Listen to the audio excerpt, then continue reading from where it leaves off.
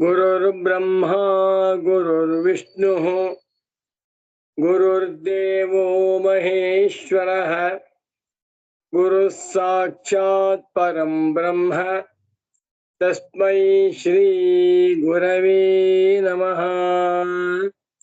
सदाहं संप्रदायज्ञं संयमीन्द्रं सदाश्रयं सद्गुरुं सच्चिदानन्दं सदाचारं समाश्रये। श्रीमच्छंकर भगवत् पूज्य पाद महासद्गुरुभ्यो नमः। श्री श्री सच्चिदानंदेन्द्र सरस्वती सद्गुरुपादुकाभ्यां नमः। नमो नमः सद्गुरुपादुकाभ्यां। ಶಂಕರ ಭಾನು ಚಾನಲ್ ವೀಕ್ಷಕರಿಗೆ ಇಂದಿನ ಕಾರ್ಯಕ್ರಮಕ್ಕೆ ಹೃತ್ಪೂರ್ವಕವಾದ ಸುಸ್ವಾಗತಗಳನ್ನು ಕೋರುತ್ತಾ ಇದೀಗ ಕಾರ್ಯಕ್ರಮವನ್ನು ಪ್ರಾರಂಭ ಮಾಡೋಣ. ಭಾರತೀಯ ಸಂಸ್ಕೃತಿಯಲ್ಲಿ ಅನೇಕ ಗ್ರಂಥಗಳಿವೆ. ವೇದಗಳಿಂದ ಪ್ರಾರಂಭ ಮಾಡಿಕೊಂಡು ವೇದಗಳು, ಸ್ಮೃತಿಗಳು, ಪುರಾಣಗಳು, ಆಗಮಗಳು, ಇತಿಹಾಸ, ರಾಮಾಯಣ, ಭಾರತ, ಭಾಗವತ ಮತ್ತು ಕಾವ್ಯ ನಾಟಕಾದಿ ಸಹಸ್ರಾರು ಗ್ರಂಥಗಳಿವೆ. ಎಲ್ಲ ಗ್ರಂಥಗಳು ಸಂಸ್ಕೃತ ಭಾಷೆಯಲ್ಲಿ ಇವೆ. ಭಾರತೀಯ ಸಂಸ್ಕೃತಿಗೆ ಒಂದರ್ಥದಲ್ಲಿ ಸಂಸ್ಕೃತ ಭಾಷೆ ಆಧಾರ ಸ್ತಂಭವಾಗಿದೆ. ಅಂಥ ಸಂಸ್ಕೃತ ಭಾಷೆಯಲ್ಲಿ ಲಕ್ಷಾಧಿಕ ಸುಭಾಷಿತಗಳಿವೆ. ಸುಭಾಷಿತಗಳು ವೇದಗಳಲ್ಲಿಯೂ ಇವೆ, ವೇದಾಂತಗಳಲ್ಲಿಯೂ ಇವೆ, ಭಗವದ್ಗೀತೆಯಲ್ಲೂ ಇವೆ, ರಾಮಾಯಣ, ಭಾರತ, ಭಾಗವತಾದಿ ಗ್ರಂಥಗಳಲ್ಲಿಯೂ ಇವೆ. ಇನ್ನು ಕಾವ್ಯ ನಾಟಕಾದಿ ಗ್ರಂಥಗಳಲ್ಲಿಯೂ ಸುಭಾಷಿತಗಳು ಬೇಕಾದಷ್ಟಿವೆ. ಸುಭಾಷಿತ ಎನ್ನುವ ಮಾತಿಗೆ ಅರ್ಥವೇನು? ಸುಭಾಷಿತಂ, ಸುಷ್ಟು ಭಾಷಿತಂ, ಸುಭಾಷಿತಂ. Good sayings, well sayings, wise sayings, ಅತ್ಯಂತ ಒಳ್ಳೆಯ ಮಾತುಗಳು. ಜ್ಞಾನಿಗಳಾಗಿರಬಹುದು, ವಿದ್ವಾಂಸರಾಗಿರಬಹುದು, ಸಂತ ಶ್ರೇಷ್ಠರಾಗಿರಬಹುದು, ಯತಿಪುಂಗವರಾಗಿರಬಹುದು. ಅವರು ತಮ್ಮ ಅನುಭವದಿಂದ, ಲೋಕಾನುಭವದಿಂದ ಹೇಳಿರುವಂಥ ಸೂಕ್ತಿಗಳಿಗೆ ಹೆಸರಾಯಿತು ಸುಭಾಷಿತಗಳು. ಅಂತಹ ಸುಭಾಷಿತಗಳು ಬೇಕಾದಷ್ಟಿವೆ. ನನ್ನ ಪರಮ ಪೂಜ್ಯ ಸದ್ಗುರು ಪುಂಗವರಾದ ಶ್ರೀ ಶ್ರೀ ಶ್ರೀ ಸಚ್ಚಿದಾನಂದೇಂದ್ರ ಸರಸ್ವತಿ ಸ್ವಾಮಿಗಳವರು ನನಗೆ ಸಾವಿರಾರು ಸುಭಾಷಿತಗಳನ್ನ ಗಟ್ಟಿ ಮಾಡಿಸಿದ್ದಾರೆ. ಇವತ್ತು ಒಂದು ಪ್ರಸಿದ್ಧ ಸುಭಾಷಿತವನ್ನ ಆರಿಸಿಕೊಂಡು ಅದರ ಸ್ವಾರಸ್ಯವನ್ನ ಹೇಳ್ತೇನೆ. ಈ ಸುಭಾಷಿತವನ್ನ ಬಹಳ ಮಟ್ಟಿಗೆ ಯಾರೂ ಕೇಳಿರ್ಲಿಕ್ಕಿಲ್ಲ. 4ನೇ ಪಾದವನ್ನು ಮಾತ್ರ ಕೇಳಿದ್ದಾರೆ. 3 ಪಾದಗಳ ಪರಿಚಯವಿಲ್ಲ. ನಾನು ಪೂರ್ಣ ಶ್ಲೋಕವನ್ನ ಹೇಳಿ ಪದಚ್ಛೇದವನ್ನ ಮಾಡಿ ತಾತ್ಪರ್ಯವನ್ನು ಹೇಳ್ತೇನೆ. ಒಂದು ಸುಭಾಷಿತ ಪರಿಚಯ. ವಿಶ್ವಾಮಿತ್ರ ಹಿ ಪಶುಷು ಕರ್ದಮೇಶು ಜಲೇಶು ಚ ಅಂಧೇ ತಮಸಿ ವಾರ್ಧಕ್ಯೆ ದಂಡಂ ದಶಗುಣಂ ಭವೇತ್. 4ನೇ ಪಾದ ದಂಡಂ ದಶಗುಣಂ ಭವೇತ್. ಇದನ್ನು ಕೇಳಿದ್ದೇವೆ. ಯಾರ ತಪ್ಪಾಡಿದ್ರೆ ಅವನಿಗೆ ದಂಡಂ ದಶಗುಣಂ ಭವೇತ್ 2 ಬಾರಿಸಿ 2 ಕಡೆ ಬುದ್ಧಿ ಬರುತ್ತೆ ಏನ್ಬಿಡ್ತಾರೆ. ಜನಗಳು ಈ ಪೂರ್ಣ ಸುಭಾಷಿತದ ಅರ್ಥವನ್ನ ತಿಳಿಯದೆ ಆ ಶ್ಲೋಕವನ್ನ ತಪ್ಪಾಗಿ ಅರ್ಥ ಮಾಡ್ಕೊಂಡಿದ್ದಾರೆ. ಶ್ಲೋಕವೇ ಗೊತ್ತಿಲ್ಲ. ದಂಡಂ ದಶಗುಣಂ ಭವೇತೆ. ದಂಡಂ ಏಟು ಕೊಡುವುದರಿಂದ ಬುದ್ಧಿ ಬರುತ್ತವನಿಗೆ. ಒಬ್ಬ ಕಳ್ತನ ಮಾಡಿದ್ದಾನೆ, ಮಾಡಿಲ್ಲ ಅಂತ ಹೇಳ್ತಾ ಇದ್ದಾನೆ, 4 ಬಾರಿಸಿ ಅವನಿಗೆ ದಂಡಂ ದಶಗುಣಂ ಭವೇತ್ ಅಂದ್ಬಿಡ್ತಾರೆ. ಅದು ನಿಜವಾದ ಅರ್ಥವಲ್ಲ. ದಂಡಂ ದಶಗುಣಂ ಭವೇತೆ.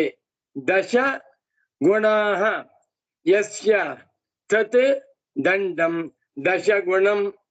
ದಂಡಂ ಅಂದ್ರೆ ಕೋಲು, ಒಂದು ದೊಣ್ಣೆ, ಅದು 10 ಗುಣಗಳನ್ನ ಉಳ್ಳದ್ದಾಗಿದೆ. ನಮ್ಮ ಕೈನಲ್ಲಿ ಒಂದು ಕೋಲಿದ್ರೆ ಅದರಿಂದ 10 ರೀತಿಯ ಪ್ರಯೋಜನಗಳು ಉಂಟಾಗುತ್ತವೆ ಅಂತ ಅರ್ಥ. 10 ಯಾವ್ಯಾವುದು ನೋಡಿ, ಶ್ಲೋಕವನ್ನು ಹೇಳ್ತೇನೆ, ಕೇಳಿ ಇದನ್ನು. ವಿಶ್ವಾಮಿತ್ರ ಹಿ ಪಶುಷು ಕರ್ದಮೇಶು ಜಲೇಶು ಚ ಅಂಧೇ ತಮಸಿ ವಾರ್ಧಕ್ಯೆ ದಂಡಂ ದಶಗುಣಂ ಭವೇತಿ. ಪ್ರಸಿದ್ಧವಾದ ಒಂದು ಶ್ಲೋಕ. ಇದಕ್ಕೆ ಪದಚ್ಛೇದ ಬಹಳ ಚೆನ್ನಾಗಿದೆ. ವಿಶ್ವಾಮಿತ್ರ ಹಿ ಪಶುಷು ಒಂದು ಪದ, ಕರ್ದಮೇಶು ಎರಡನೇ ಪದ, ಜಲೇಶು ಮೂರನೇ ಪದ, ಚ 4, ಅಂಧೇ ತಮಸಿ ವಾರ್ಧಕ್ಯೆ ದಂಡಂ ದಶಗುಣಂ ಭವೇತ್. ಈ ಶ್ಲೋಕದಲ್ಲಿ 10 ಪದಗಳಿವೆ. ಆದರೆ ಒಂದೊಂದು ಪದದಲ್ಲಿರುವಂತ ಶಬ್ದಗಳನ್ನು ಬಿಡಿಸ್ಕೊಳ್ಬೇಕು ನಾವು. ಮೊದಲನೇ ಪದ ವಿಶ್ವಾಮಿತ್ರ ಹಿ ಪಶುಷು, ಸಮಸ್ತ ಪದ. ಇದರಲ್ಲಿ ವಿ ಶ್ವಾ ಅಮಿತ್ರ ಪಶುಷು 4 ಶಬ್ದಗಳಿವೆ, ಬಿಡಿಸ್ಕೊಳ್ಬೇಕು. ವಿ ಅಂತಂದ್ರೆ ಪಕ್ಷಿ. ಪಕ್ಷಿಗಳನ್ನ ಓಡಿಸುವುದಕ್ಕೆ ಕೋಲು ಸಹಾಯಕವಾಗುತ್ತದೆ. ನಮ್ಮ ಕೈನಲ್ಲಿ ಒಂದು ಕೋಲಿದ್ರೆ ಅಲ್ಲಿ ಭತ್ತ ಹಾಕಿದ್ದೇವೆ ಅಥವಾ ಗೋಧಿ ಕಾಳು ಹಾಕಿದ್ದೇವೆ, ಅದನ್ನು ತಿನ್ಬೇಕು ಅಂತ ಪಕ್ಷಿಗಳು ಬರುತ್ತವೆ. ಒಂದು ಕೋಲಿನಿಂದ ಸ್ವಲ್ಪ ಅಲ್ಲಾಡಿಸಿದ್ರೆ ಪಕ್ಷಿ ಓಡೋಗುತ್ತೆ. ಹತ್ತಿರಕ್ಕೆ ಬಂದಿರುವಂತಹ ಪಕ್ಷಿಗಳನ್ನ ಓಡಿಸುವುದಕ್ಕೆ ದಂಡಂ ಕೋಲು ಸಹಾಯವಾಗುತ್ತದೆ ಎಂದು ಒಂದರ್ಥ. ಶ್ವಾ, ಶ್ವ ಅಂದ್ರೆ ನಾಯಿ. ನಾಯಿಯ ಕಚ್ಚಿಗೆ ಬರುತ್ತೆ, ನಾಯಿಯ ಬೊಗಳ್ತಾ ಇದೆ. ಒಂದು ಕೈನಲ್ಲಿ ಕೋಲಿಟ್ಕೊಂಡು ಸ್ವಲ್ಪ ತೋರಿಸಿದ್ರೆ ಹೊಡೆಯಕ್ಕೆ ಹೋದ್ರೆ ಹೊಡಿಬೇಕಾದಿಲ್ಲ. ಕೋಲನ್ನು ಇಟ್ಕೊಂಡು ಹೊಡೆಯುವಂತೆ ನಟನೆ ಮಾಡಿದ್ರೆ ಆ ನಾಯಿ ಹೊಟ್ಟೋಗುತ್ತೆ. ಪಕ್ಷಿಯನ್ನು ಓಡಿಸುವುದಕ್ಕೂ ನಾಯಿಗಳನ್ನು ಓಡಿಸುವುದಕ್ಕೂ ಕೋಲು ಸಹಾಯಕವಾಗುತ್ತದೆ. 2 ಆಯ್ತು. ಅಮಿತ್ರ, ಮಿತ್ರ ಎಂದರೆ ಸ್ನೇಹಿತ, ಅಮಿತ್ರ ಎಂದರೆ ಕಳ್ಳ, ಶತ್ರು.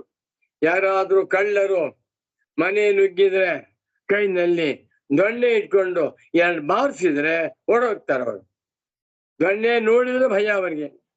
ಕಳ್ಳರಾಗಿರ್ಬಹುದು, ಶತ್ರುಗಳಾಗಿರ್ಬಹುದು, ಒಂದು ಕೋಲು ಎಷ್ಟು ಸಹಾಯವಾಗುತ್ತೆ ನಮಗೆ. ಕೋಲಿನಿಂದ ಕಳ್ಳರನ್ನ ಓಡಿಸುವುದಕ್ಕೂ ಶತ್ರುಗಳನ್ನು ಓಡಿಸುವುದಕ್ಕೂ ಪ್ರಯೋಜನವಾಗುತ್ತದೆ. 3 ಆಯ್ತು. ವಿ ಶ್ವ ಅಮಿತ್ರ. ಅಹಿ, ಅಹಿ ಎಂದರೆ ಹಾವು. ಹಾವು ಬರ್ತಾ ಇದೆ, ಕಚ್ಚಿಗೆ ಬರ್ತಾ ಇದೆ. ಕೋಲನ್ನ ಇಟ್ಕೊಂಡು ಅದನ್ನ ಓಡಿಸ್ಬೋದಲ್ವೇ?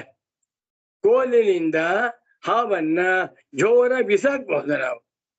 ಕೈನಿಂದ ಮುಟ್ಟಿಗೆ ಭಯವಾಗುತ್ತೆ. ನಮ್ಮ ಕೈನಲ್ಲಿ ಒಂದು 6 ಅಡಿ ಉದ್ದದ ಕೋಲಿದ್ರೆ ಆ ಕೋಲಿನಿಂದ ಹಾವನ್ನ ಸುತ್ತಾಡ್ಬಿಟ್ಟು ಬಿಸಾಡ್ಬಿಡ್ಬೋದು. ಹಾವನ್ನು ಓಡಿಸುವುದಕ್ಕೂ ಕೋಲು ಸಹಾಯಕವಾಗುತ್ತೆ. 4 ಆಯ್ತು. ವಿ ಶ್ವ ಅಮಿತ್ರ ಅಹಿ. 5ನೇದು ಪಶುಷು. ಪಶು, ಪಶು ಎಂದರೆ ಹಸು, ಎಮ್ಮೆ, ಆಡು, ಕುರಿ, ನಾಯಿ, ಬೆಕ್ಕು, ಕೋತಿ, ಯಾವುದೇ ಒಂದು ಪ್ರಾಣಿ. 4 ಕಾಲಿನಿಂದ ಓಡಾಡುವಂತಹ ಪ್ರಾಣಿಗೆ ಪಶು ಅಂತ ಹೇಳ್ತೇವೆ. ರಸ್ತೆ ಹೋಗ್ತಾ ಇರ್ತೇವೆ, ಅಲ್ಲಿ ಒಂದು ಹಸು ಬಂದ್ಬಿಡುತ್ತೆ. ಕೋಲಿಯ ಡೇಟ್ ಕೊಟ್ರೆ ಹಸು ಓಡ್ ಹೋಗ್ಬಿಡುತ್ತೆ. ಅದೇ ರೀತಿಯಲ್ಲಿ ಆಡು, ಕುರಿ ಮೈ ಮೇಲೆ ಬರ್ತಾ ಇದೆ ಜೋರಾಗಿ, ಕೋಲ್ ಇಟ್ಕೊಂಡು 2 ಡೇಟ್ ಕೊಟ್ರೆ ಓಡೋಗ್ಬಿಡುತ್ತೆ.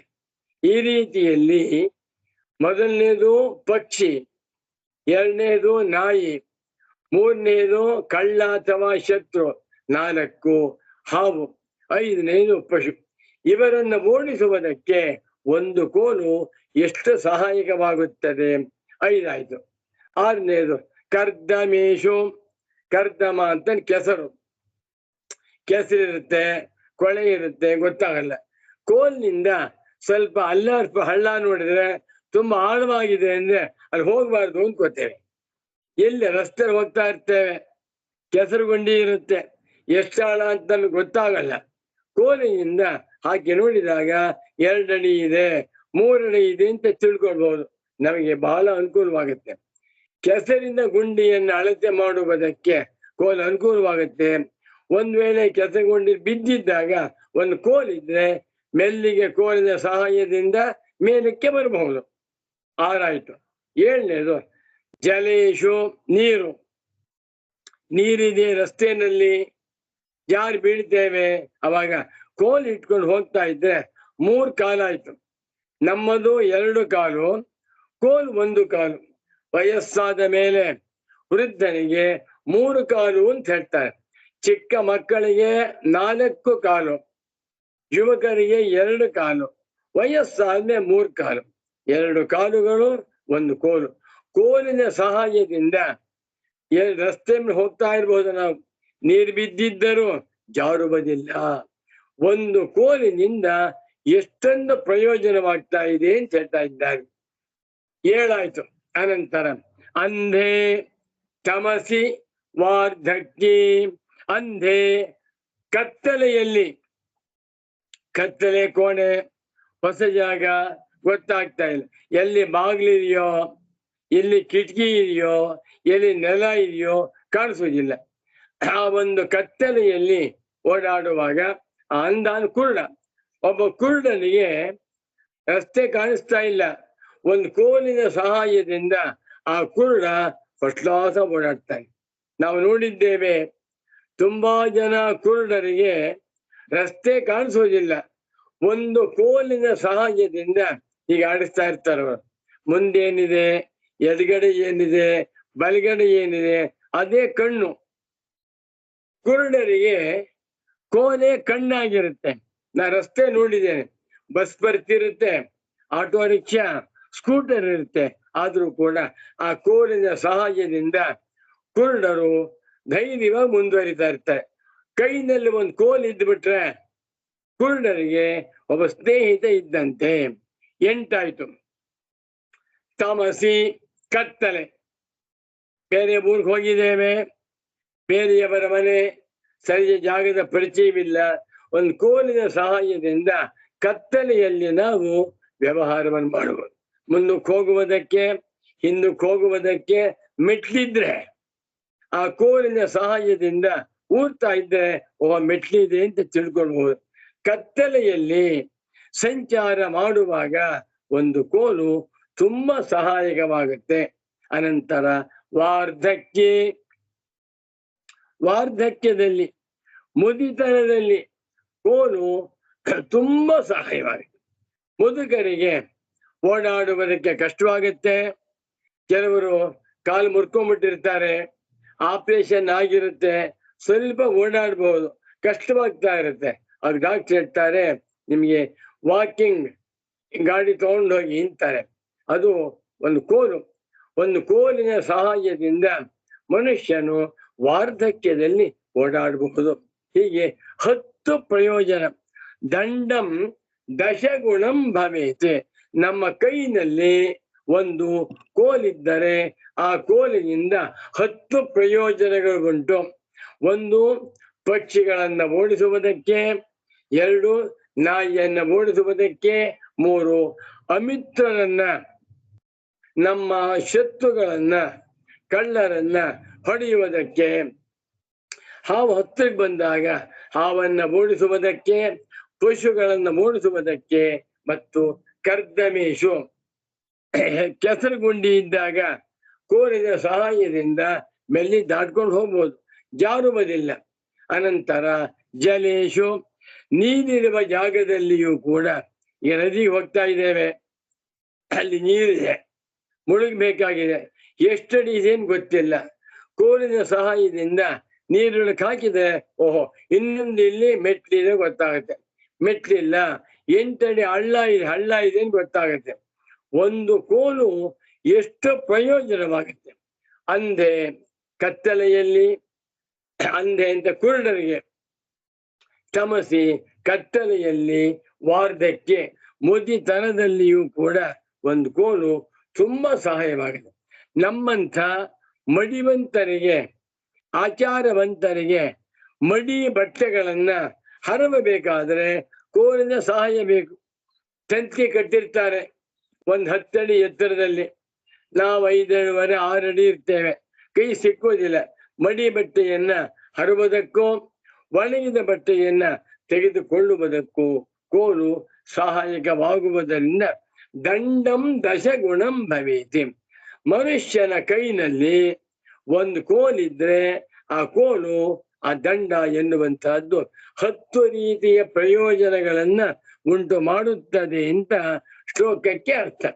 ನನ್ನ ಪರಮ ಪೂಜ್ಯ ಸದ್ಗುರು ಪುಂಗವರಾದ ಶ್ರೀ ಶ್ರೀ ಶ್ರೀ ಸಚ್ಚಿದಾನಂದೇಂದ್ರ ಸರಸ್ವತಿ ಸ್ವಾಮಿಗಳವರು ಈ ಸುಭಾಷಿತವನ್ನ ಹೇಳಿ ಗಟ್ಟು ಮಾಡಿಸಿ ಅರ್ಥವನ್ನು ಹೇಳಿದ್ದಾರೆ.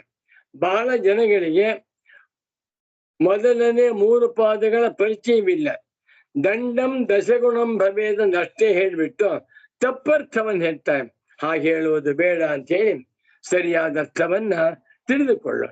ವಿಶ್ವಾಮಿತ್ರ ಹಿ ಪಶುಷು ಕರ್ದಮೇಶು ಜಲೇಶು ಚ ಅಂಧೇ ತಮಸಿ ವಾರ್ಧಕ್ಯೆ ದಂಡಂ ದಶಗುಣಂ ಭವೇತಿ. ಓಂ ಶಾಂತಿ ಶಾಂತಿ ಶಾಂತಿ. ಶುಭಮಸ್ತು.